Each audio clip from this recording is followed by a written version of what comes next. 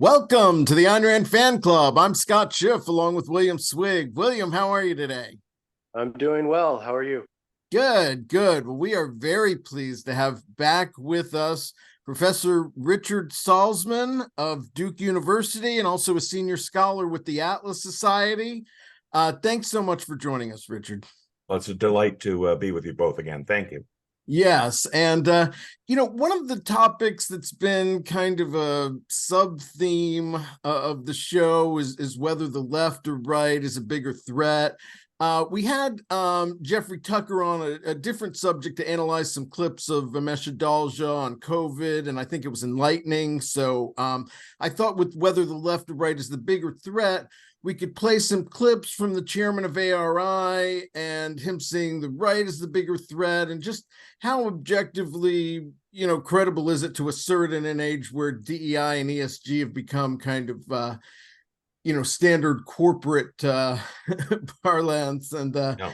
You're vilified for going against the establishment line. Yeah. Speaking of that, I want to just say I heard the new Speaker of the House, Mike Johnson, talking about separating the Israel and Ukraine bills. Right. And you were very brave on Ukraine policy from the beginning, and you and many of us took heat as Putin sympathizers, or worse, because we didn't want blank checks for Zelensky. Right. But now I think it's where the majority of at least the GOP, if not the country, is. Yeah, I think that's fair, and thank you for the compliment. 3 or 4 months ago, but really the invasion was February 2022, right? So this is going on for more than 18 months. And in any part of 2022, for us to say, as I said on many appearances, the U.S. foreign policy should be egoistic. It should be self-interested. If people want to call that America first, that's a kind of shorthand way of thinking about it. But America first does not mean America, at odds with every other country. It means a prioritization in the same way that we prioritize ourselves, relative to family, friends, and strangers. And so there has to be a national self-interest for the U.S. to be involved with other countries and to be involved in wars at all. Now, very few people define this. National self-interest, actually, to most objectivists, sounds collectivistic, but I would define it as, what is the essence of America? If the essence of America is a free country, then all our foreign affairs should be guided by that. It shouldn't diminish our freedom or liberty. Certainly should not diminish, if we can help it, our prosperity. But liberty above all, rights above all. That's one of the reasons, for years, objectivists, for example, have been for a volunteer army, regardless of how that army is used. Now, in the case of Russia invading Ukraine, I've long contended that the U.S. made a mistake after the end of the Cold War. A great thing that it won the Cold War, but that was 1991. And NATO was up against the Warsaw Pact. And I think after about a decade or so, I wouldn't have done it right away. NATO should have been disbanded, because it was the, international treaty organization, mostly led by the U.S., which was offsetting the Soviet Union and its potential invasion and extension into Western Europe after World War II. Well, the Warsaw Pact obviously unwound because the Soviet system unwound and all its 13 or 14 satellites. But instead of NATO freezing in place and then maybe disbanding slowly at the turn of the century, it's been expanded at the U.S. behest and all the way eastward toward the Russian border. And so I think it's fair for Putin and Russia, not saying that they're a capitalist country, but just as a sovereign entity, to see that the U.S. is using this offensively, that it's expanding to its border, and that it's a threat. Now, if the U.S. had not tried to overturn regimes like in Iraq, Libya, and elsewhere, Syria and elsewhere, Putin might have not done this. But there's clear evidence that the U.S. has gone into regimes and tried to overthrow them, often without much success. But I think he's seeing, and I think even the conservatives in America say this, that they want him deposed. They want regime change in Russia. This isn't really an attempt to defend Ukraine as much as it is to use Ukraine as a stepping stone to pressuring Putin. And, whether this relates to the Russian hoax stuff that was going on, where they blame Putin for Trump's victory in 2016, I don't think it's necessarily to go there. But I guess I am somewhat pleased to see people backing off on this now. I'm not sure they're arguing the way I do that we should back off from supporting Ukraine because it's not in America's self-interest, and I would argue actually against our self-interest to the extent we're pushing Russia, China, and Iran together. But any moving away from supporting that corrupt regime in Ukraine is okay with me. Sure. And also, to your credit, you have not taken the kind of no intervention ANCAP position, because on Israel, for example, you've been very strong and seeing the attacks and it being existential. I think these Hamas attacks have also been a wake-up call to how much anti-Semitism exists among the non-Jewish left, and many more using moral equivalents to give a kind of moral cover to the worst side, usually out of some sort of fear. Yeah, and I really want to stress and endorse your first point there, Scott. Yeah, to argue for America's self-interest as a guiding principle in foreign policy and military matters is not the same as pacifism. It's not the same as isolationism. And it's true that many of our friends on the right in the libertarian sector will be that way. That's not the same thing as saying the U.S. That's not the same thing as U.S. having self-interest as its primary motive. For example, in the case of World War II, it could be argued that Britain was such an important ally of America that to the extent it faced an existential threat, and it did from the Nazis, it was worth helping them. And of course, that to the extent Japan attacked us, obviously in Pearl Harbor, to respond against Japan. So now Vietnam, we can go through the whole litany of U.S. wars. Vietnam would not be a case. Even Ayn Rand agreed with this. Vietnam, even though it was terrible that the North communists invaded the South, same thing in Korea and the Korean War, not necessarily the U.S.'s fight. And it's just improper for the other side to say, well, therefore you must support the invaders. No, the principle here is American self-interest. Now on Israel, I would say that like Britain, Israel's an ally in the Middle East. And in that regard, when it faces an existential threat, as it does almost constantly from the Islamic world, the U.S. definitely has a self-interest there. Now, I also think this is how strong I am on U.S. Israeli relations. I do believe that for many, many years, the U.S. has restrained Israel, has improperly restrained Israel from defending itself vigorously. Now, part of this is due to the fact that the U.S. aids Israel so much. So it not only in military equipment, but other. But to me, Israel is so strong by now and so independent and has such a great military that it shouldn't be so beholden to the U.S. But the U.S. has definitely told Israel over the years, and it's doing this now, to pull its punches, to surrender land for to appease terrorism, which is terrible. Even now, the Biden administration is trying to get aid, quote unquote, humanitarian aid into Gaza, which is another way of resupplying Hamas. It's told Blinken and others have told the IDF and Netanyahu to hold off on invading and rectifying what happened on October 7th, which is terrible. So, and the U.S. has actually financed the Palestinian Authority over the years, and of course is helping Iran. We can talk about that more. So all of it is not, in my regard, not pro-Israel enough. But I also don't think Israel should just be a colony of the United States.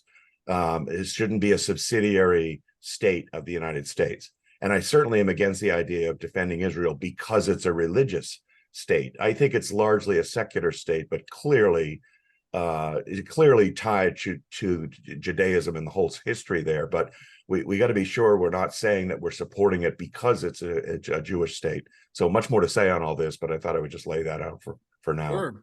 That's fantastic. I'd like to dig a little deeper, if I can, for a few minutes into the principle of self-interest.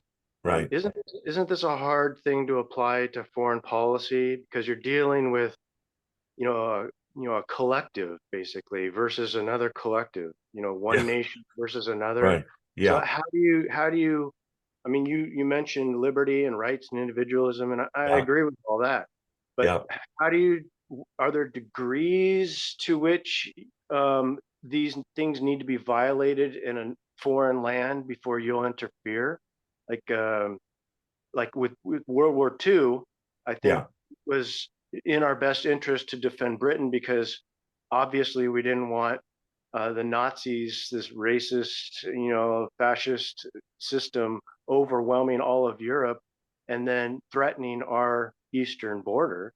Right. So that was an obvious case of self-interest, I think. But in this case with Ukraine, Russia's nowhere near our border or threatening our border. So we're basically coming to the defense of a buffer zone between Russia and Europe.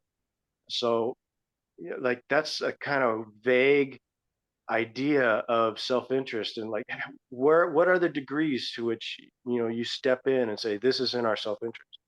A really good question. And William, you could add to that the difficulty of someone might say, well, you claim that liberty and individual rights are central to America, so that should be the standard by which we gauge foreign policy moves. And someone might well say, well, we're not that anymore. We're an inconsistent, rights-respecting liberty country. So that alone is many libertarians will use that, right? They'll use the whataboutism argument. What about the U.S.? The U.S. is, equally guilty of this, that, or the other. So it's important, one, to stress what the essence of the country is. And I mean, it's still the essence of the country. It's the rule, even though they're violating the rule, with exceptions to the rule. And as regards to others, gauging other countries. Now, this I've long contended is an important, actual, legitimate function of the State Department. Notice, not the Defense Department, not the War Department.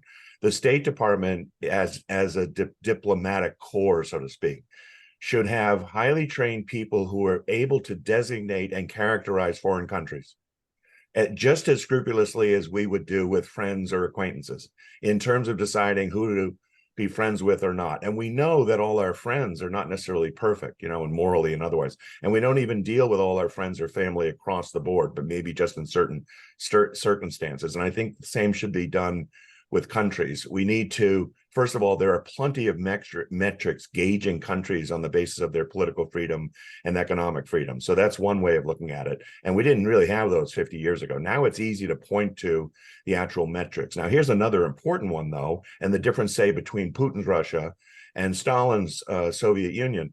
When a country is on record saying it wants to existentially rid the world of America, that's an obvious enemy. And that's what the Soviet Union was. In part, that's also what Red China was, but Red China wasn't as imperialistic. So it was proper for the State Department in the Cold War years to say that the Soviet Union represents an existential threat to America.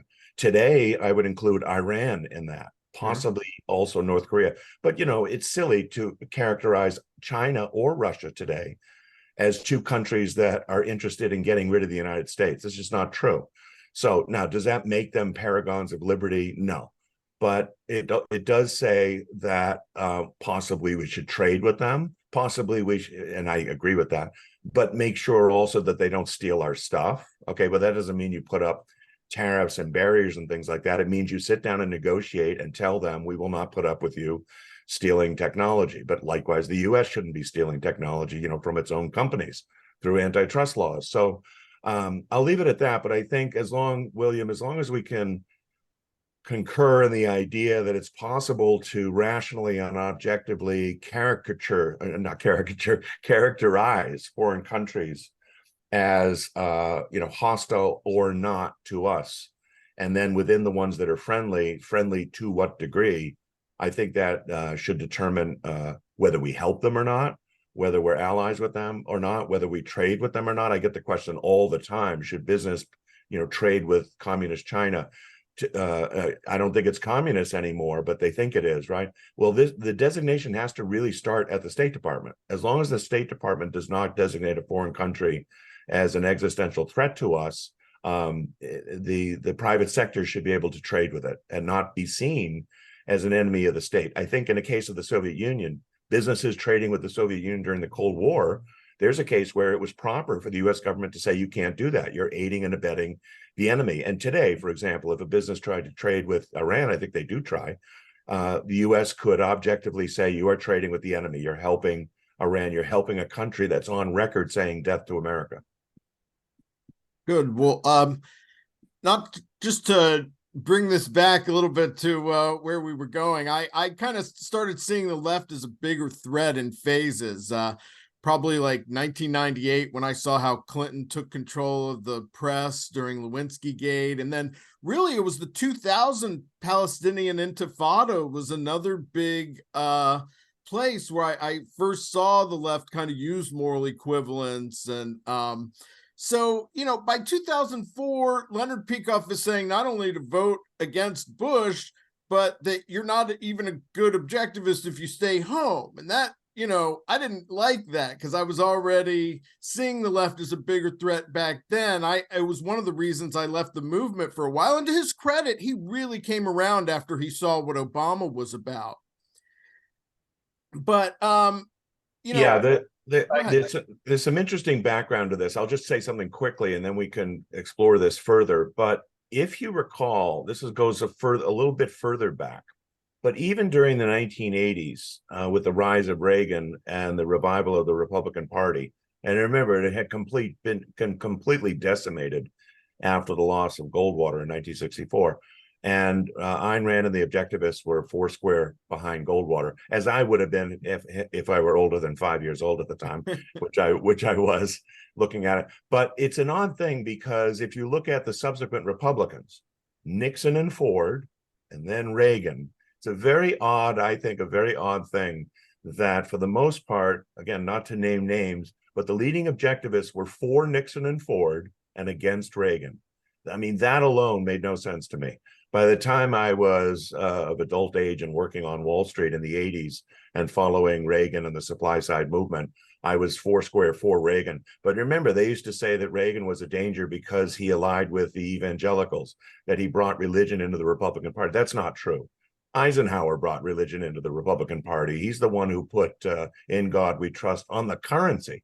He's the one in his the 1950s Congress that put prayer in schools, put "In God We Trust" in the pledge of allegiance. The idea at the time was the godless communists are to be opposed. So let's introduce religion as much as we can into American public life. So that way preceded Reagan, but more importantly, Reagan was definitely more libertarian and more pro-capitalist than Nixon and Ford, by far.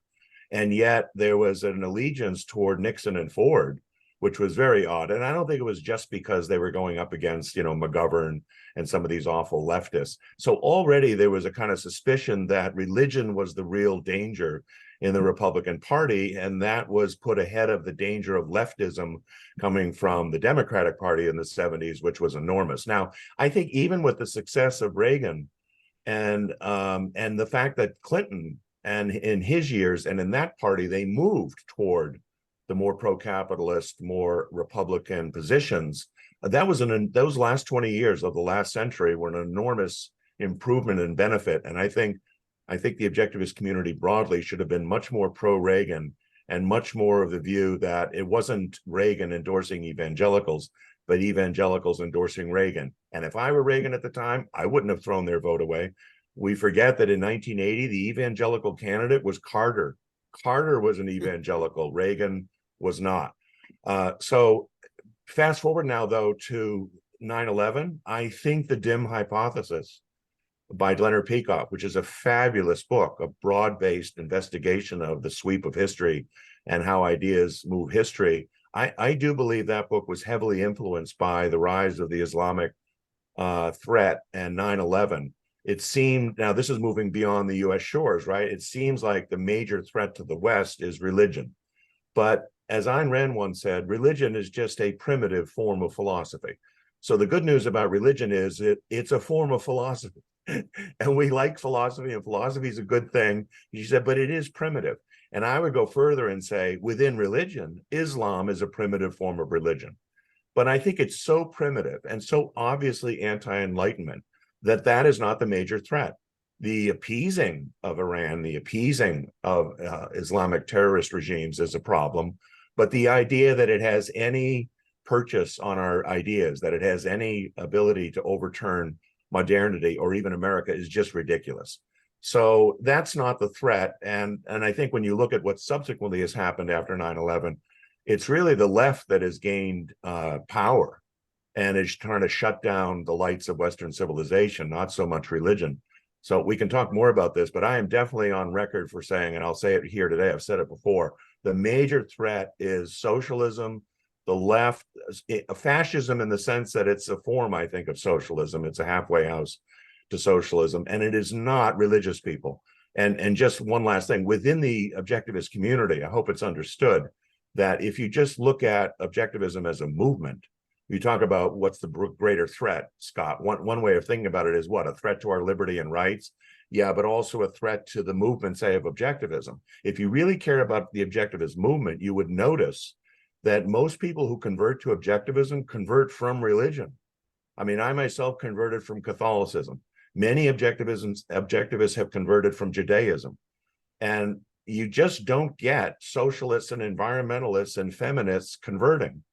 I lump them all together, of course, into the left. That's a little unfair, but notice that. So just from the standpoint of who we should reach out to and who we should not be insulting, but rather cultivating, I think it should be so obvious that it's religious people. And one link is the one I just mentioned, namely, you believe in the power of ideas and ethics, and you have a metaphysical view and this world versus that worldview. So do we. Here's the rational answer, and I think that's an easier path to take than when you approach these postmodernists, leftists who don't believe in philosophy at all or don't believe in the laws of logic. You know, how do you reason with someone like that? They're nihilists more than anything, and you might have said 100 years ago that a leftist was well-meaning because they didn't see 25 experiments of mass slaughter.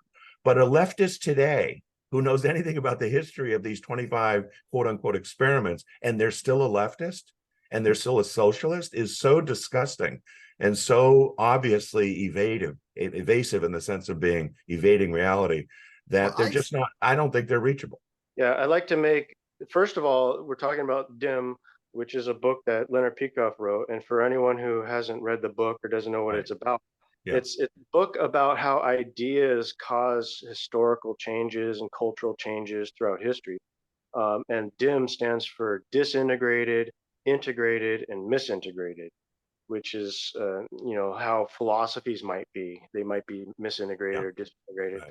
And then that's Leonard's basic theory on, what causes history. And I'd like to actually read a short quote from his book dealing with his prediction for a form of American totalitarianism. Yeah. On page 336, he says, quote, "Because religion is not restricted to one particular church or dogma, we cannot rule out several possibilities in this context, such as schisms within today's M2 movement, the fading of a current favorite due to scandal, the rise of a newly created religion, or even invasion from a foreign religion able to popularize itself." So here he's saying one possibility is that we're going to get a new religion. And I think that's what's happening on the left. And that's something that he probably didn't actually take seriously when he was writing DIM. Interesting. But I think he saw it by Obama. Perhaps, but I didn't think he saw, CRT and wokeism and, all this stuff that just popped out of nowhere seemingly, but, academics had heard about it in the 90s. So we, as just a normal Joe, living in America, it kind of just popped out from nowhere and hit you in the face at work and in the movies and, everywhere in culture now. Let me suggest, it's also true, William, that he just so people know who haven't read the book and may not, he definitely projected that the major threat to Western civilization and Enlightenment ideas was religion, not Marxism, not socialism, right? And but I think, just to give credit also to Peikoff, I think the two most prophetic, other than Atlas Shrugged, the two most prophetic objectivist books in the last 40 years. The first one was Peikoff's 1982 Ominous Parallels, where he said, America's not going socialist, America's going fascist. It's not going to nationalize industry. It's going to super control and regulate and create what in academia is called a corporatist state where there's a close quote unquote partnership between big business and big government. And that is definitely happening. They've been totally subject. But this other one is Stephen Hicks, 2004, the book on postmodernism. Now, it didn't get enough attention at the time because postmodernism was, and that is totally irrational, totally anti-objectivity. It isn't really even religious in the sense of having a well worked out theory on all the branches of philosophy. It's totally nihilistic, but very influential. And Hicks at the time totally dismantled it. But I think at the time the book wasn't taken seriously because the postmoderns were seen as so marginal, so not a part of the central academic discussion. And I think he has shown since, and we've seen since, that they had much more influence than people think, because that's what really woke is, this idea of really going with crazy ideas about things that aren't even, some of it is anchored in Marxism, but it's such a catch-all of various things that are just nihilistic and misanthropic even. And there's a lot of that in postmodernism. So you get, I think today, a combination of a fascistic political economy developing, not just in the US, but the rest of the world. It's not communist, it's not socialist. And even in China, they're moving toward fascism more, not away from communism, granted, and maybe toward capitalism, but the halfway house is still fascism. They're controlling things heavily, but they're actually privatizing land and other things. So those two books, I think, are really, really worth revisiting. The Ominous Parallels, Peikoff, 1982, and the Postmodernism book by Hicks, I think 2004. When this directly relates to our first clip, Yaron is saying that he thinks that Trump is the bigger threat, even acknowledging Peikoff disagrees, but then he seems to be invoking the language of the dim hypothesis as if it's Peikoff's view that fascism can only come from the right.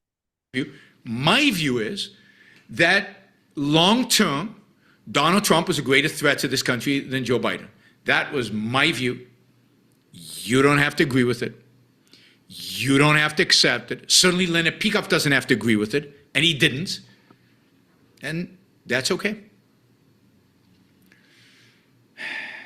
But I fear, still fear, even with CRT, for all the reasons I've given you over 6 years now, I still fear the right more than I do the left. I still fear Josh Hawley more than I fear AOC. Because I don't think AOC will ever get her program done. I think Josh Hawley will. All right. I don't think America will ever become socialist, communist, CRT-ist, but I do think it could become fascist. Isn't that a fundamental misunderstanding of fascism? He doesn't think it'll become he doesn't think we'll become socialist, but we might become fascist. Well, let's define our terms here and know that AOC and Bernie Sanders are fascists. Now, here's why. Capitalism is private ownership and private control of the means of production. And it has liberty, and you control your own body as well. Socialism is the opposite. It is public or state control and ownership. Both are important, by the way, ownership and control. Fascism is a hybrid. Fascism is not state ownership of the means of production. It's private ownership, but only in title, really, and then heavy government control of what you can do with your property. And if you know of anything about property rights, including the right to your own body and what to do with it, what to put into it, what to take out of it, control is everything. Well, not everything. It's the essence. It's the manifestation of owning. So for example, if I own property, but I can't trade it, and I can't invest it, and I can't bequeath it to my kid, what good is it? You need all these other. There's like 4 or 5 dimensions of controlling your private property. That's what fascism doesn't permit. Now, people like to bring in racism, but there's been fascism in places where racism isn't a big part of the argument. For example, in Spain under I forget his name. Yeah. And in Italy. Now, take AOC and Bernie Sanders as an example. They don't advocate nationalizing anything. But Obama didn't advocate nationalizing anything. In that regard, they're not socialist, but they're definitely big advocates of controlling everything. The Green New Deal is that, and all the regulatory state is that, and the redistribution of wealth is that, and Obamacare, taking over healthcare system, is that. So if if this comment about, well, I really fear fascism, but I don't fear Bernie Sanders and AOC, yeah, it totally misses the point. It doesn't quite recognize what those people are doing. Now, someone like Josh Hawley, I mean, you know, from what I know about Josh Hawley's also not trying to nationalize the means of production, and he's trying to resist the complete takeover of government of our bodies, our lives, and our property. So in that regard, he's better than the fascists to be found in the Democratic Party. But the Democratic Party today is fascistic. And Leonard Peikoff was right that we run the risk of fascism. Now, is Donald Trump a fascist? Nonsense. I don't think so at all. Is he a pro-capitalist? Only partly so. Donald Trump's main problem is he's a protectionist. He's a Hoover type, Herbert Hoover, for those who don't know. Businessmen, so was Hoover. Businessmen tend to be not great presidents. They're good leaders, but they tend not to be great presidents on economic policy because they tend to distrust trade. They tend to distrust trade deficits. Trump wanted a certain scapegoat when it came to China to explain all of America's manufacturing problems. What he should have said was, listen, the manufacturing and job creation problems in America are due to the EPA and all the regulatory agencies that are crushing and suffocating American capitalism, and I'm going to free us of that. He didn't really do that. But to call him a fascist is ridiculous. He wasn't looking for more control over the American economy other than trade. The trade was bad. The protectionist stuff was bad. But the idea of controlling borders, he wasn't for closing the borders. Although he put up a wall, the idea is you're supposed to process incoming. It's the false choice of closed borders or completely open borders. Ayn Rand and following others said one of the definitions of a state is it has a monopoly over the legitimate use of force in a particular territory. That last part's really important. In a particular territory, which means you have boundaries, which means you're perfectly legitimate government function to manage the border, so to speak. And that's all Trump was trying to do. I didn't see it as an attempt to, be nativist and be xenophobic and hate all foreigners. That not at all. Right. But Yaron sometimes goes back to, he had to be against Trump, and he sort of invokes Dim for that. But then because Peikoff voted for Trump, he had to change it up and now be like, oh, well, that's why I'm worried about the right longer term, which is coincidentally what someone who just wanted to back the Democrats all the time would say.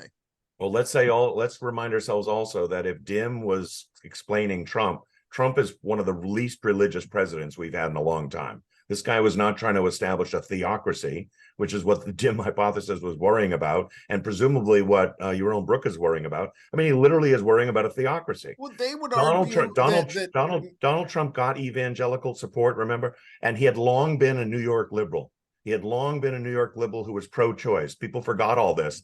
And so the idea that Trump was coming in, and that he was religious is just nonsense. But they'd argue Trumpism is the religion. Okay, but remember, he was also most criticized for what? Being anti-Muslim, for being anti-importing and allowing in Islamic. So he was considered anti-religion. He was considered a bigot against religion. But Trumpism itself, the fear of the idea, I fear Trump more than, there's nothing Trump did while he was in office that I feared more than him empowering Anthony Fauci. Right. I mean, the worst thing he did beyond protectionism was empowering the state to impose a lockdown of the economy on us. Now, what's that got to do with religion? Nothing.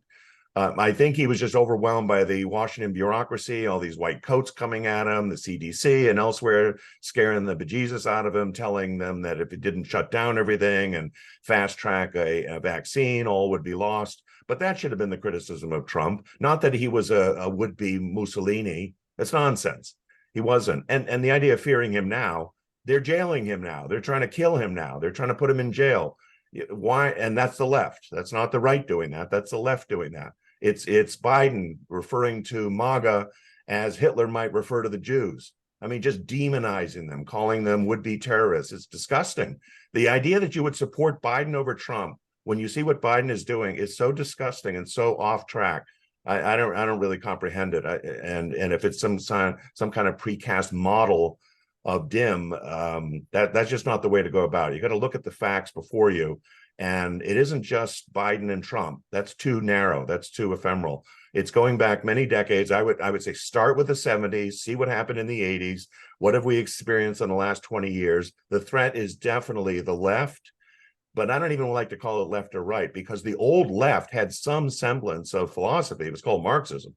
And I think ever since Ayn Rand identified the new left in the 1970s, no longer really Marxist, but in the sense of wanting to liberate the worker and grow the economy and industrialism and all that, we got the Greens. We got the anti-industrial revolution, she called it. And that revolution continues to this day. The biggest threat is environmentalism, really, not evangelical fundamentalism. And who are the environmentalists? Mostly the left, mostly the Democrat Party.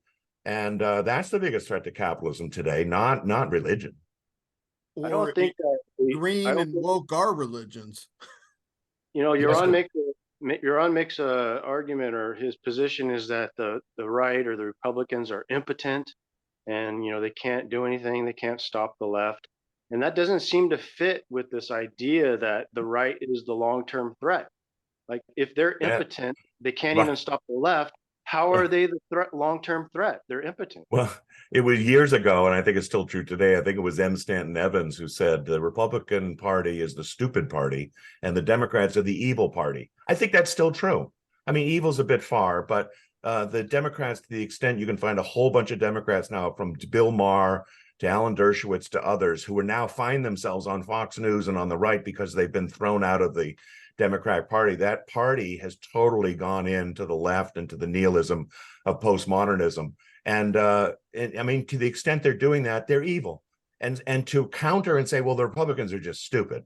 Namely, they don't quite know how to counter evil, or their strategic and tactics aren't quite the same, or they don't know how to steal elections like Democrats know how to steal elections. I mean, that is not the worst thing you can say about a party, that it's impotent, that it has bad strategies, that it appeases the other side. In that regard, I guess you can extol the Democrats for being so sure of themselves that they want to destroy America, constitutionalism, and capitalism. Yeah, they're very sure of themselves. And the answer is for the Republicans to be very sure of being pro-capitalist. And for years, we know this, they've been anti-liberal or anti-communist or anti-legacy media. And you can't win with anti-messages. You have to win with pro-positive messages. And yes, so we need to, but what's the job here? The job here is not to convince Democrats to stop continuing to support murderous communist regimes like in Venezuela. The argument is approach Republicans and buck them up, show them how to defend capitalism with objectivism. But that's the same point I made earlier about given a choice in a room between a bunch of religious people and a bunch of environmentalists and communists, I would much more approach the religious people and try to convince them that they're right to want philosophy to guide their life and guide their country, but they need a rational one. It's one of the reasons, by the way, is that TAS will attend student conferences, you know, Students for Liberty or Young Americans for Liberty or Turning Point USA, which is heavily conservative, not because we endorse anarchy, not because we endorse theocracy, but because those students are reachable. Those students are, and I know, because I know through Duke what students are like from all parts of the spectrum. I call them convertibles. They're definitely convertible to objectivism, to rational views, and the left is not. All good points. Yaron has asked if the right is so much bigger a threat, then why aren't conservative cities having riots like they did in Portland even into 2021? Last question. Portland is an example of left-wing craziness. Why don't we see more right-wing craziness in places like Oklahoma City if the right is the threat? Because the right's craziness is not going to manifest itself in burning down buildings, because burning down buildings doesn't get you political success. That's the right's craziness is manifest in they stole the vote. The right's craziness expresses itself in voting for Trump. The right's craziness will manifest itself ultimately in whoever, Josh Hawley or whoever it turns out to be the guy who takes over in some kind of authoritarian government. It doesn't have to burn down the streets of Portland because it controls the streets of Portland. So I didn't think the right was in charge of Portland streets. I mean, the mayor's left wing. Remarkably incoherent. By the way, the first thing I would note, which I see a lot in commentary and not just from him, the resort to psychologizing is just so crude and just so stupid. This is crazy. That's crazy. This person is nuts. That idea is nuts. I think every other word coming out of your own Brook is some kind of psychological assessment of other people. That's not philosophical analysis. That's just name calling. That's just ad hominem. I don't have to deal with your ideas because you're crazy. But let me just say, to the point, let me just say, they're not burning down cities. They're doing other things like voting for Trump. Yeah, that's what is that going to do with burning? That's a version of burning down cities. That's unbelievable. I mean, Trump's mistake was he didn't stop them from burning down cities. He didn't send in the troops, as Bush did, by the way. George Bush did in 1992 when they were rioting and burning down South Central LA. And Trump didn't do that. I was advising that he do that at the time, and he didn't. He was too soft on them. But let's put it this way. They're going to control us by some other means. Let's see how successful, let's just consider how successful the Republicans were with Trump putting 3 justices on the court that overthrow Roe v. Wade. And they lost the midterm election.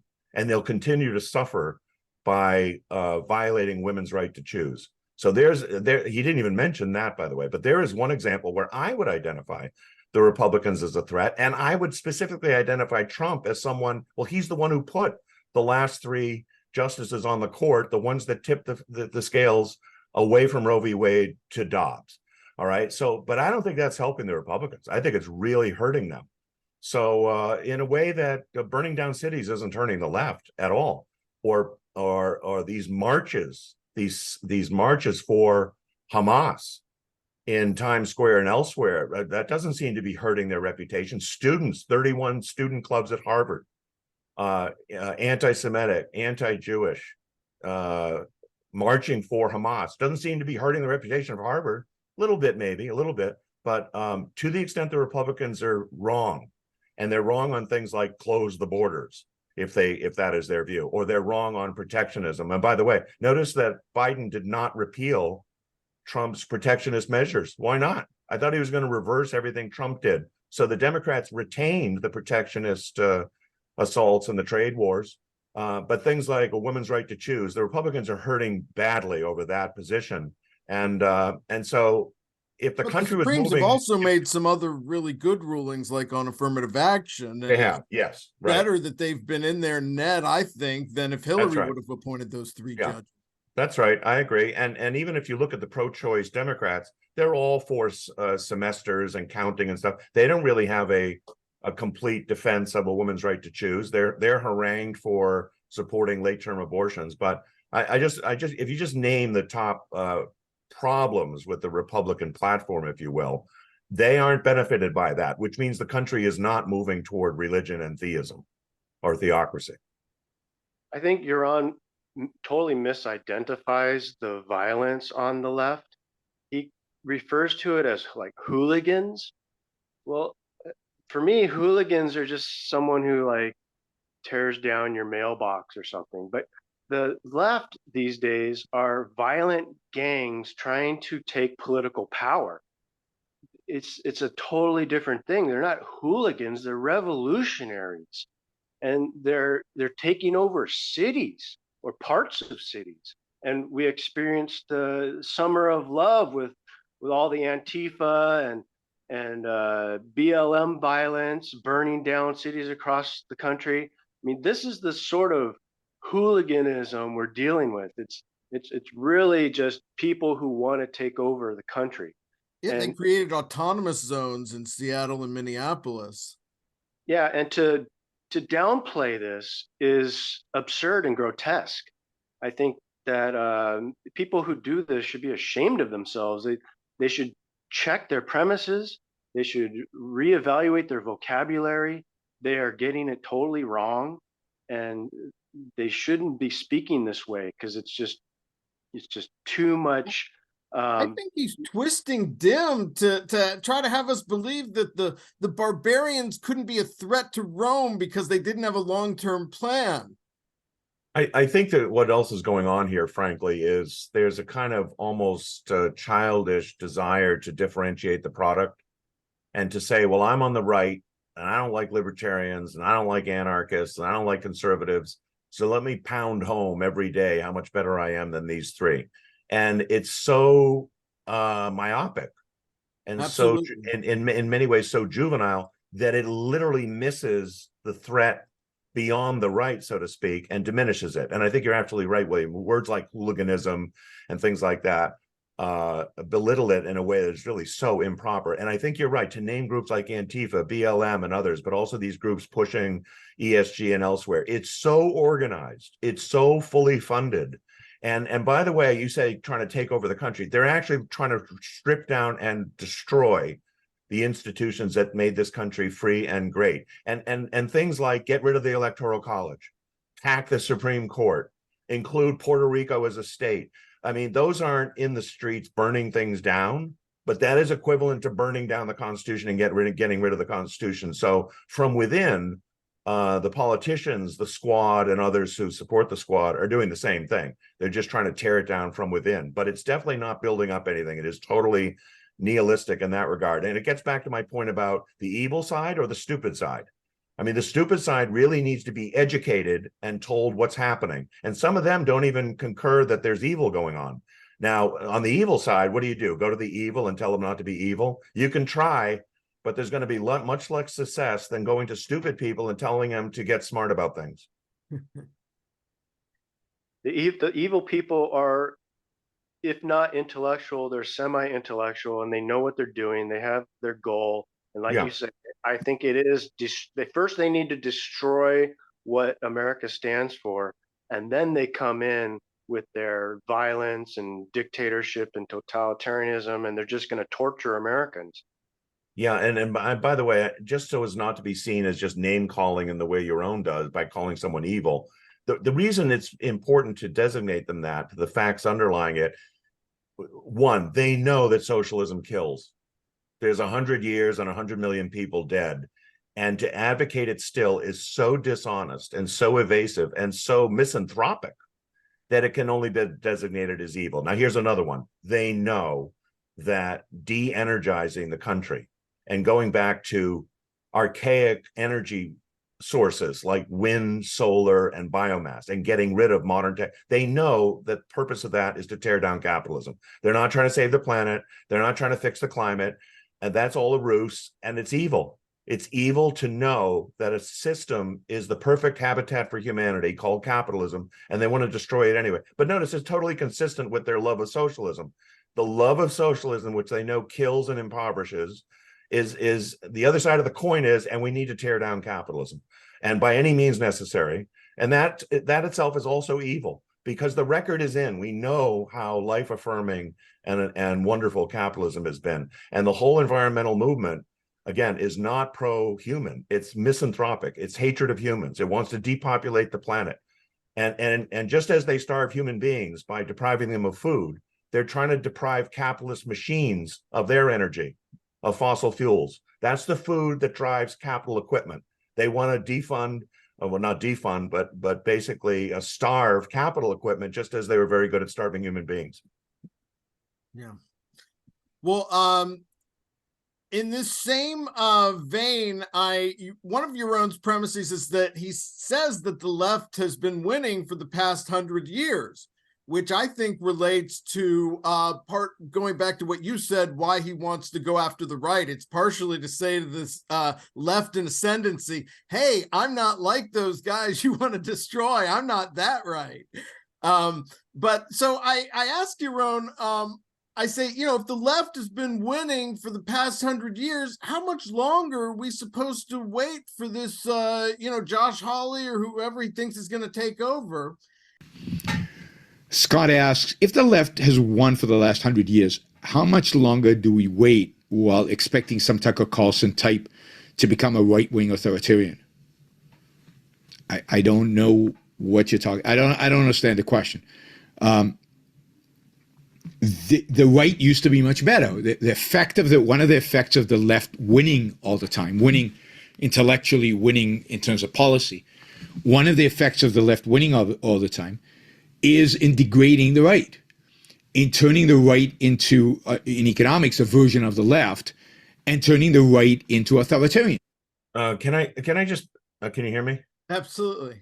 Can I just make a note about if you stack up the Republicans who've actually got to the White House in the last 50 years, who comes to mind as the most authoritarian Republican? I know who comes to mind for me. And he happened to be the one the objectivists most wanted, Nixon. Nixon took us off the gold standard. Nixon reached out to communist China.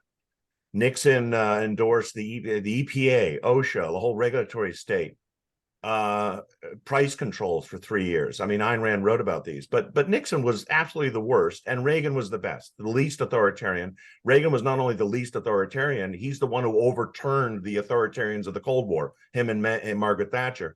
Did they get any nice comments from leading objectivists, Thatcher or Reagan? No, they got vitriol. And so I don't think Yaron Brook even knows the history of how objectivists have opined about these right-wing leaders, because you can range them as the way I just did, and you'd have the complete reverse estimate of what's going on. But it was a good question posed to him. I don't think he gave a very good answer, but it's a good question, because the idea of, well, when is this going to happen? When are we going to see an authoritarian right-wing American president? Nixon was the worst. Trump, I would put maybe fourth after Ford and some of the others, but he was closer to Reagan than he was to Nixon. I mean, Trump is closer to Reagan than to Nixon, meaning less authoritarian. Well, right. regarding Reagan, do you think that Ayn Rand became like a single issue voter with Reagan because she was against his view on abortion? Like, she seemed to say that being against abortion was just too much, and she couldn't support Reagan for that. I do think that explains some of it. Her famous line was, "No one who recognizes the right of women to choose can recognize rights at all." So there's like a big, of course, Reagan was a big advocate of property rights and a whole bunch of other rights. He was inconsistent. Anyone who doesn't recognize a woman's right to choose is inconsistent. But that is a very, when you dig deep into it, Andy Bernstein and others have, it's a very complicated issue for people, not only for religion, but even for the science of it.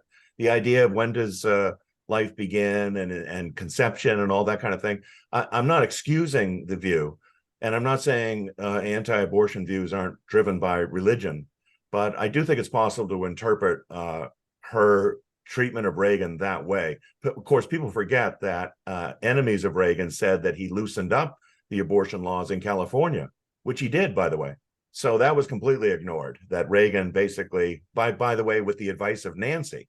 So Nancy Reagan was pro-choice, and she tried to convince her husband to move California in that direction, which he did. That was totally hidden from the debate later. And Carter was mixed on this as well. So I don't want to completely characterize I could go off on a tangent, but I mean, just going back to what he said, I mean, he's basically trying to say, because the left winning has made the right worse, we now have to let the left keep winning because they've made the right worse all along.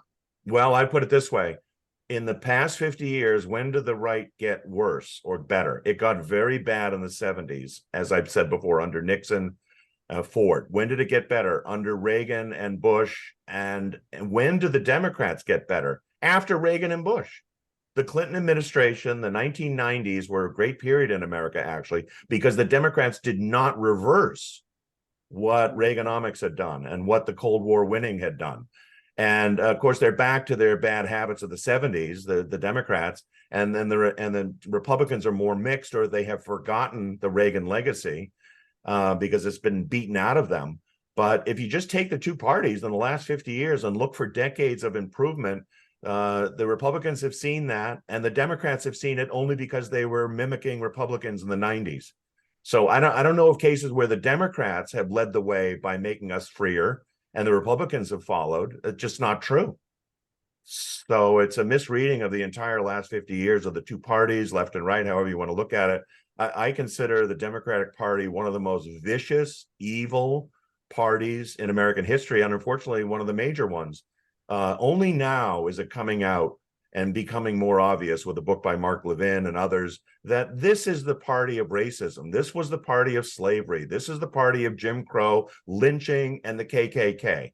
This is the party that didn't vote for the Civil Rights Act, by the way, of 1964 in the proportions that Republicans did. Republicans, in proportion, more voted for the Civil Rights Act to recognize blacks' right to vote without Jim Crow interventions in 1964 than the Democrats did. None of this is known. I don't necessarily want to blame them for, you know, people in the past party, but I do think that just looking at them today, yes, you can see these policies that, yes, have a type of racism to them, but in the name of woke and anti-racism is the claim. Right. Well, that would have been, maybe you can address this, because for me, the Democrats have some sort of evil core, and I think it has to do with their focus on democracy as a political solution to everything. You know, like you know, people call Trump a populist, but the Democrats are the biggest populists, in my opinion. They want to install socialism through democracy. You know, at least the radical wing of them, the ones who actually have a voice. And so what we're getting with Democrats is this pressure. They see pressure groups, and then they want to appease these groups, and then the groups want CRT and they want wokeism, and so then you end up getting Congress like literally kneeling down to Black Lives Matter in 2021 or 2020. And so this is the real problem with the Democrats, is that they are the radical populists. They want democracy across the board. They want to let illegal immigrants vote. And, you know, so it's a crazy idea that they have. And I think this is what's really ruining the Democratic Party and why no one can tolerate them anymore. I think one way, William, that's a really good insight. One way of looking at this historically is there have been three main justifications for political power. Now, the divine right of kings was medieval. You know, I get to rule because I have a tie line to the divine. What was that replaced by in the Enlightenment? Basically, the voice of reason, not vox dei, but vox intellentia. And then all the monarchs started falling. And then we had revolutions in favor of constitutionally limited government that protected individual rights. But that didn't last long. We got a counter-enlightenment. So what's left? No one's going to go back to saying, well, God, although they do that in Iran, is the basis of my power. The only thing left to them was consent of the governed. And demos, which is part of democracy, demos means people. So all that democracy means is rule by people, rule by the majority, rule by the biggest group. But what if that group becomes stupid? What if that group becomes lobotomized and doesn't know anything because of, I don't know, maybe public schooling? And not just that, but vicious. And not just that, but unaware of, say, the history of socialism or capitalism. Now you got a real problem on your hands. But notice the solution to this is appeal to reason, which would be the Enlightenment view, that government should be reasonable, that people should be reasonable. But the Democrats have this power to say, we have a bigger gang than you do. And I actually think that's one of the reasons they're so obsessed with loosening election controls, because their view is this is our only sanctifying feature. Our only sanctifying feature is a majority of people want to do what we're doing. Or look at the fact that AOC unabashedly calls what she's doing democratic socialism. Now, why is socialism sanitized? Because it's democratic, simply because you vote for it. So instead of bullets, it's by ballots, but you still end up with socialism. You still end up with an impoverishing, brutal, illiberal regime. Now, can you imagine someone on the right standing up and saying, well, I'm for democratic fascism. Fascism is perfectly fine as long as you vote for it. I mean, the person would be laughed off the stage, or if not jailed and stoned to death. But the left gets away with the democracy part is the whitewashing part. It's my gang is bigger than yours. I got more votes than you. I get to jam everything I believe down your throat. I don't see Republicans doing that. And actually, they give lip service notice to democracy. Republicans all the time will say we have a democratic system. The name of their party, actually, Republicanism, is this idea of constitutionally limited government. They should be proud of it. The party was begun under Lincoln in the 1850s.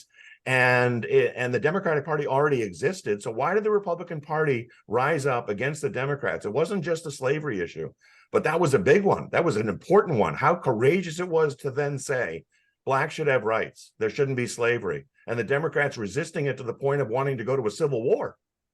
The Republicans have such, not to be so negative on the Democrats, but the Republicans are also stupid in the sense they have no idea how prideful and pleased they should be with their history. Instead, they are made to feel guilty by Democrats accusing them of doing things that the Democrats have done for 150 years. It's remarkable. Well, all of American history is basically bad, according to them. You know, they're not just going after Lee, they're going after Lincoln and Washington. Yeah. But I think the problem with Republicans, I'm not so sure how stupid they are, but I think they are overly tolerant of the left. There should be more combative rhetoric, just like Trump. I think one of the reasons why Trump was so popular, and it remains popular, is because he talked crap to the left. He wouldn't take their bullshit, and he said lock her up, and he would say things like this that people want to hear. The left is disgusting and grotesque, and they need to go away. And so the Republicans need someone who's willing to say things like that and not work with them. And I don't like this idea that the House Speaker is going to work with the left and, you know, he's going to reach compromise. And this is bullshit talk from people who fear the left and, you know, tolerate them too much. And I'm almost at the point where there needs to be like a cultural war footing, you know, where you just try to take over Congress and push out the left and get rid of them. well, that's what they would accuse us of as reasons they need to have the FBI following us. But be that as it may, and this clip, Yaron blames conservatives for not saving Western civilization in the first place. You conservatives who claim to be the defenders of this country, claim to be the defenders of Americanism, you have indeed failed. You have been a disaster, and it's your fault. The left always hated America.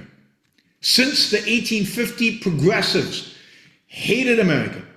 The progressives came to dominate, and you were supposed to be the anti-progressives. You were supposed to be the people who stood up to the progressives. You were supposed to be the people who were going to protect Americanism from the left.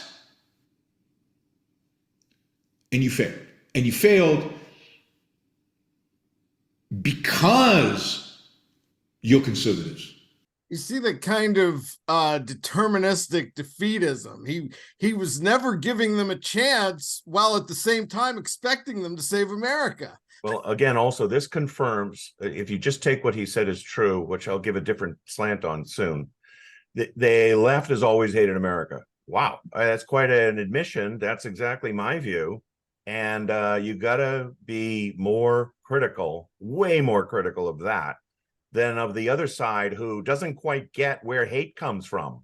Oh my gosh, they're so benevolent. They can't quite imagine that someone would be so hateful and so disgustingly pro-socialist, and they just haven't figured out these evil people yet. Aren't they terrible? And not just that, he's saying they're worse because you haven't figured them out. Let me give you a parallel.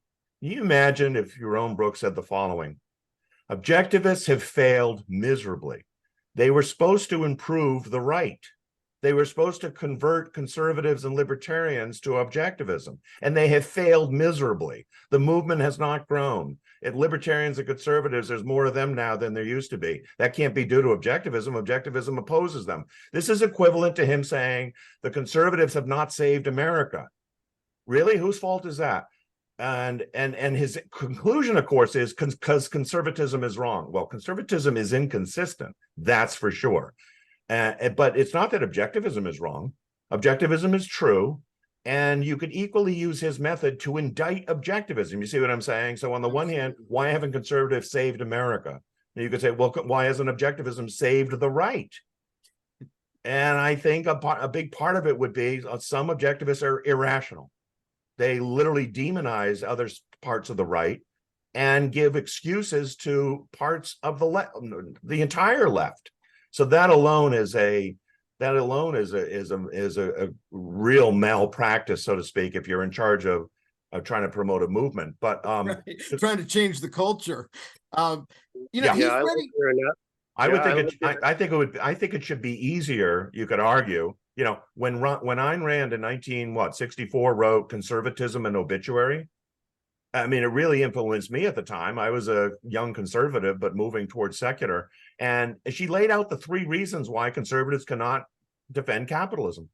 Well, we should have brought that message to conservatism and converted them. Now, some of them we did. Obviously, we converted a lot of conservatives, and to the extent that they're less religious, that's a good thing. To the extent they have less this view that man is, fundamentally depraved, and therefore, we need government for that. All those are good reasons, but you don't impugn objectivism. I wouldn't impugn objectivism except for certain objectivist leaders who have failed to reach out to these groups and convert them. But it's more impossible for conservatives, who are a small group within the right, to have saved the country from the left, which is just coming out in hordes, in a cascade of hordes of leftists coming from the universities and elsewhere. Objectivism has identified that for years, right? Why don't right-wing people go into academia? Why don't they become professors? Why don't they create future capitalists? Why are they less intellectual? There's lots of reasons there, and it doesn't really come down, importantly, I don't think, to, conservatives have failed to anticipate and offset these evil people who have hated America for 100 years. I think with Yaron, Brook and the Ayn Rand Institute, for the last 20 years or so, they've been trying to buddy up with academia, the academic world, and I think that was a strategic mistake. I think they should have been more, friendly to just the general masses, and particularly the conservatives and the Republicans on the right, and tried to buddy up politically and try to convince them of this, moral basis for capitalism. And I think maybe they tried a little of that and they failed, or they thought they failed. And so they got frustrated and resentful. And maybe that's motivating. That happened with the Tea Party movement too. It's like he expected them all to bow down and accept him as their leader, and when they didn't. But on academia, can I just insert quickly, because there's a phenomenon that it might interest you, having been in the movement for so long and seeing not much of a movement for so long, and being in academia and having once not been in academia, I've noticed something even over the years. The suspicion of academia generally, and the fact that it was biased toward anti-capitalism, which was totally justified. I think one residue of that, which is so unfortunate, is that if an objectivist actually does succeed in academia, they're distrusted.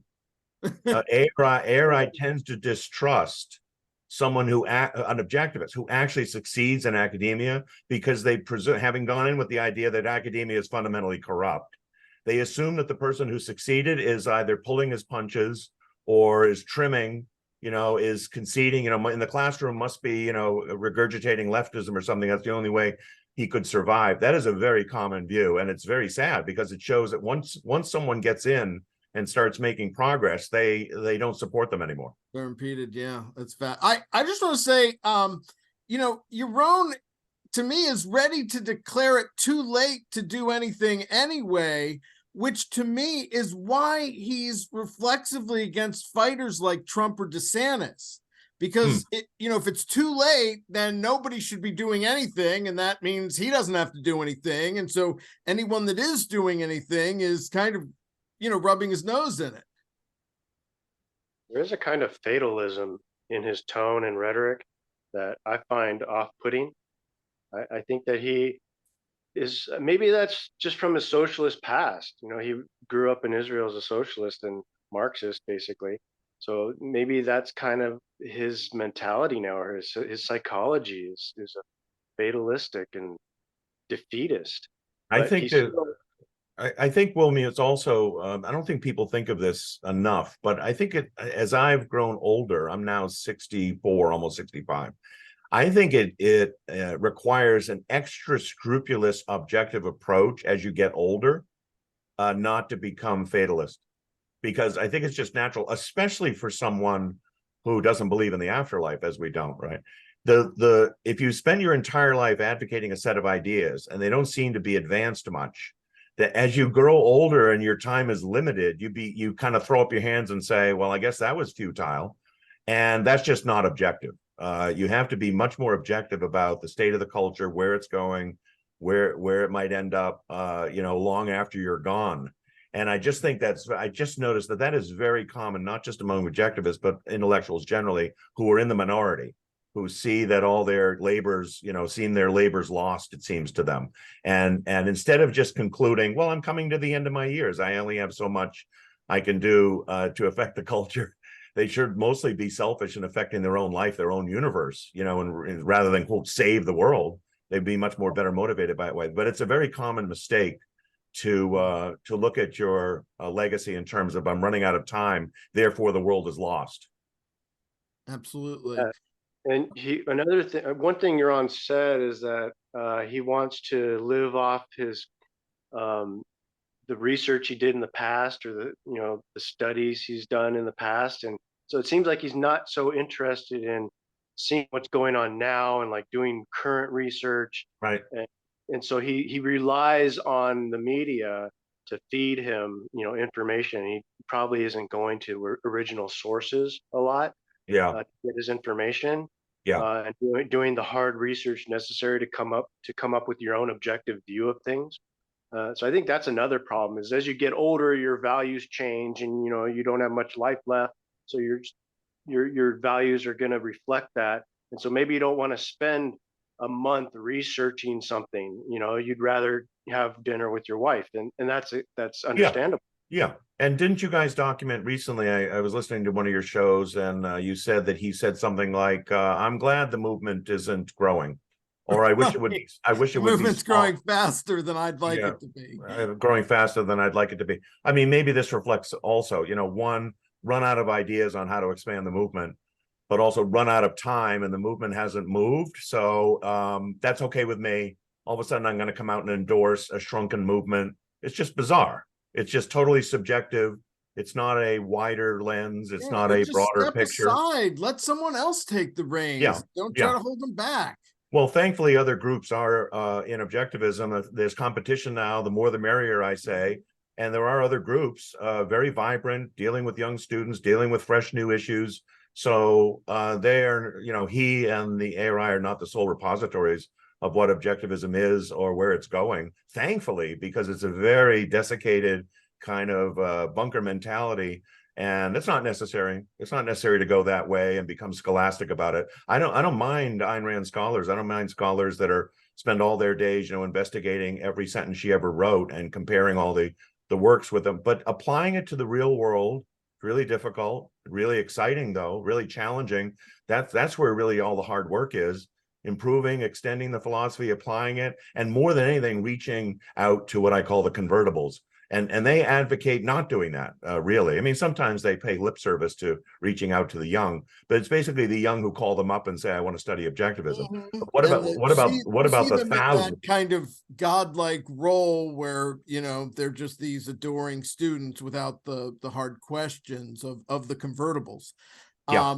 Now, William, you brought up the, Yaron's past, and I don't know if I'm really willing to go that far, but earlier this year, Yaron was in Poland, and while being asked about national divorce, I think he really shows how blue he is in his heart of hearts.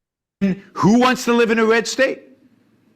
I wouldn't want to live in a red state. I mean, the assumption people are making is red is good, blue is bad. I wouldn't want to live in a red state. You couldn't pay me enough money to live in a red state. I'd probably leave America if that was what was going to happen. But what's the virtue of Texas without Austin? What's the virtue of Texas without Dallas? Really? I mean, we might make fun of blue, CRT, and woke and all this stuff, but blue also means the symphony orchestra and plays and culture and a lot of the values that make America an interesting place. So it's not realistic. 45% of Texas is blue, and 45% of the most interesting part of Texas is blue. Let me just He's an art that. snob. This is odd. This is the first time I've heard this approach. This is odd because instead of being philosophic, it's geographic. Okay, so meaning, I mean, it's true, as he says, Boston, New York, Austin, that the cities are dominated by Democrat politicians. Okay, his mistake is in thinking, well, that's what gave us the symphonies and the wonderful skyscrapers, and It Right. still philosophically, that's just not true. The principle here is, to the extent we have enlightened values, enlightened art, enlightened commerce, skyscrapers, modernity, it's not due to the blue philosophy. So just because you can geographically, and electorally draw a line around Austin and say, wow, there's a bunch of Democrats there, they must be for American values and cities and urban life and modernity, it's utter nonsense. To the extent the red, to the extent the Republican represents, love of America, however inconsistently, and love of capitalism, however inconsistently, they are the ones that make possible all those great cities. And it's interesting also because you earlier said, had a question about why are all the democratic cities so badly managed and why there's so much crime and other things. Would he say that's due to Republicans? I mean, it's just nonsense. So it's selective analysis here, but mainly the problem is just looking at the geography of it and seeing where people live and thinking that that's the cause of these great cities. It isn't. The blue parts are the symphony, the overzealous police force, I guess, are the bad Republicans. I guess so. Yeah. One of the main causes of a city, right, is having a agricultural base to support a city. So he doesn't seem to understand the logic here. Yeah, that too. Why cities are created. That too. Yeah, so, and if you asked Ayn Rand just before she died in 1980 how to explain New York City, would she say, John Lindsay and the Democrats who were pro-union, who almost bankrupted the place just before she died, they're the ones who made New York City possible? It's utter nonsense.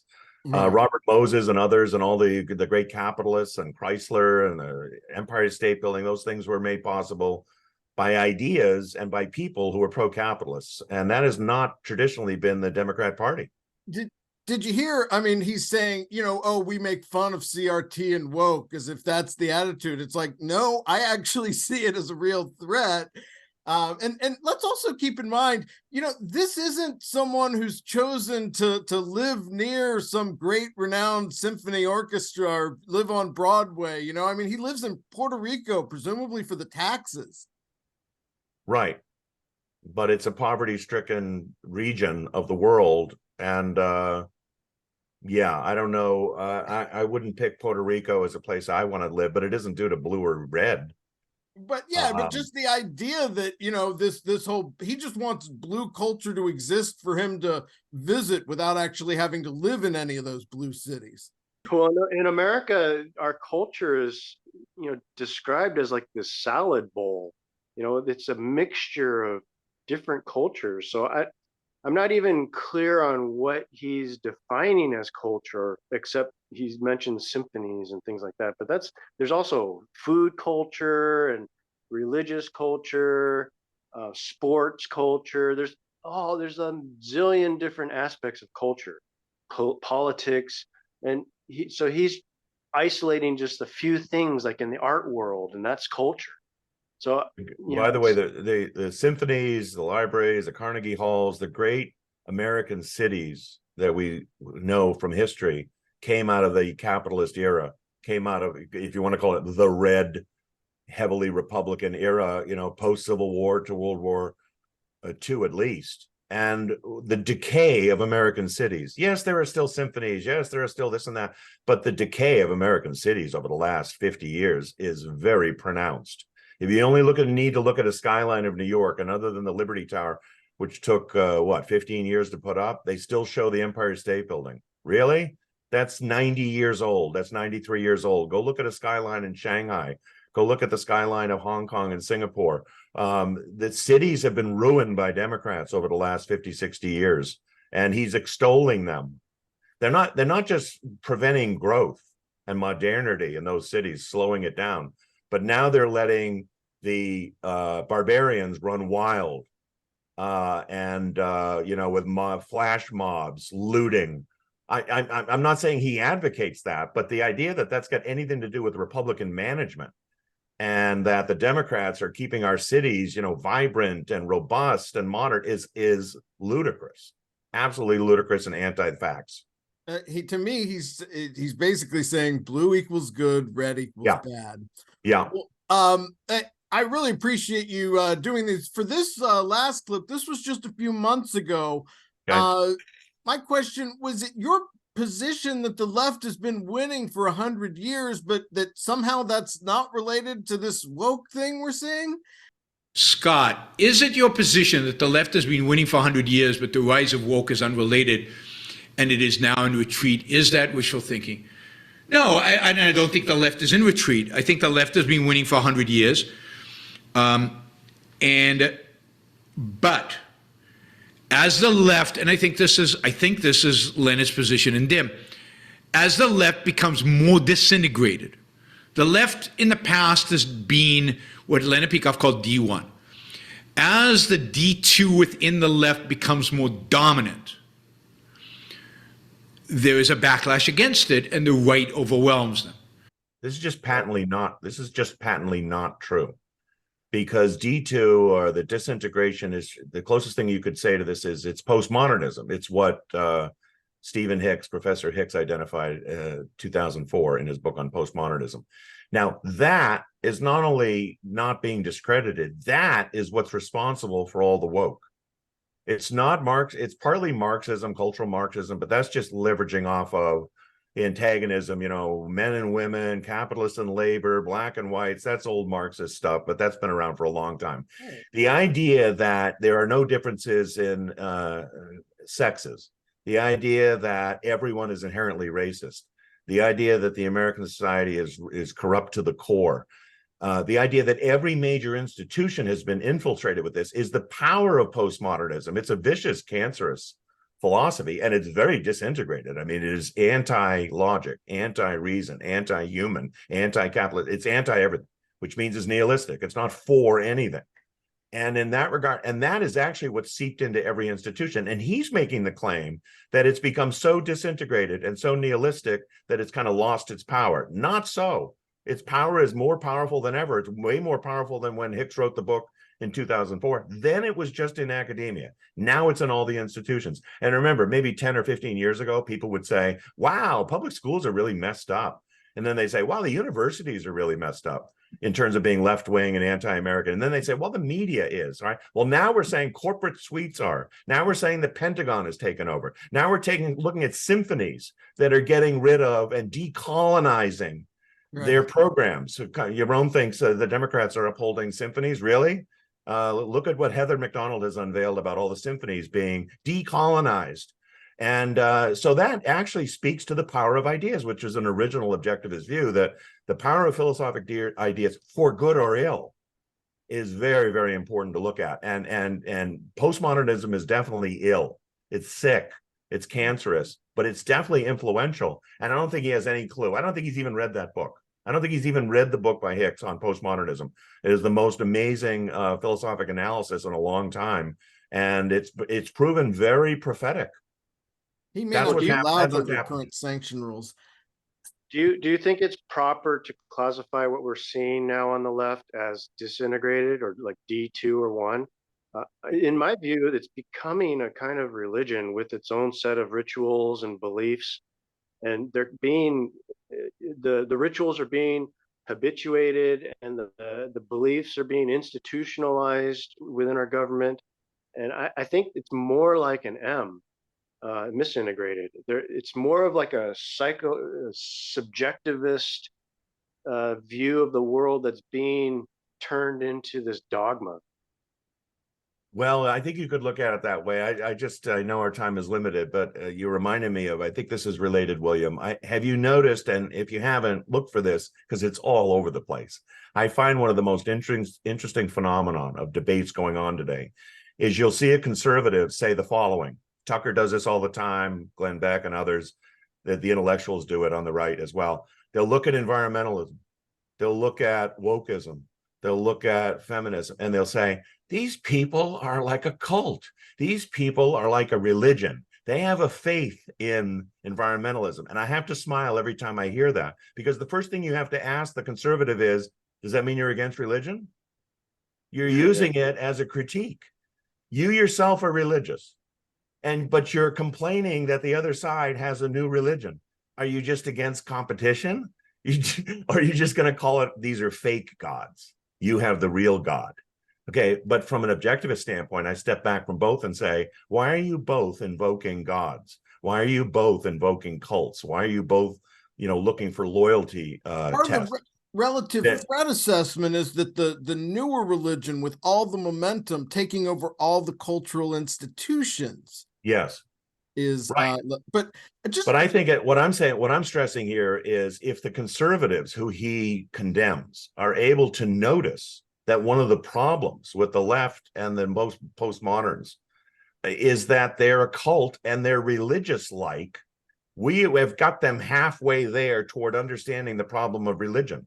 And it's on their heads as well.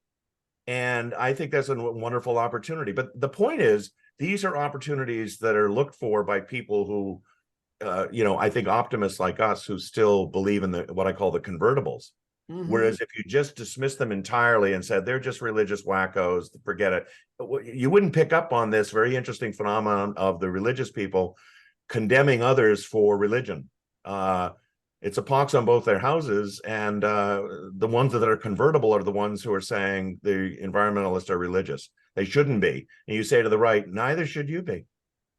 Yeah, I mean, I think what we should recognize is that Christianity and Judaism, these are old religions that are only partially adhered to.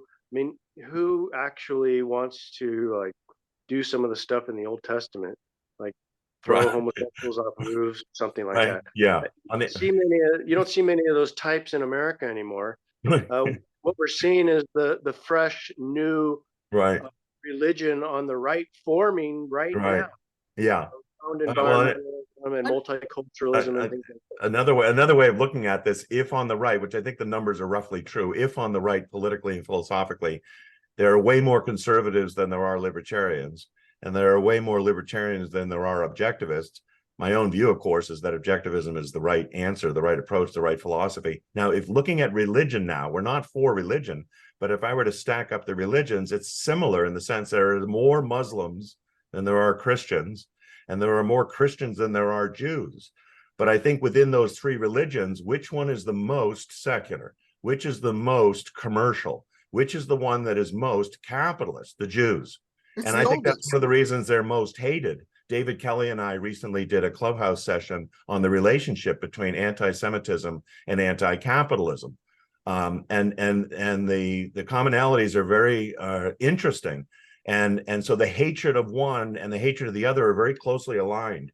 So I think even within the religions, if we recognize that the truer approach, in this case, I would say Judaism, like objectivism in the philosophy side, it's worth allying with them, but they're a smaller group. Now, they're more intellectual than Christians or Muslims also. So they're, in that regard, they're more likely to be influential.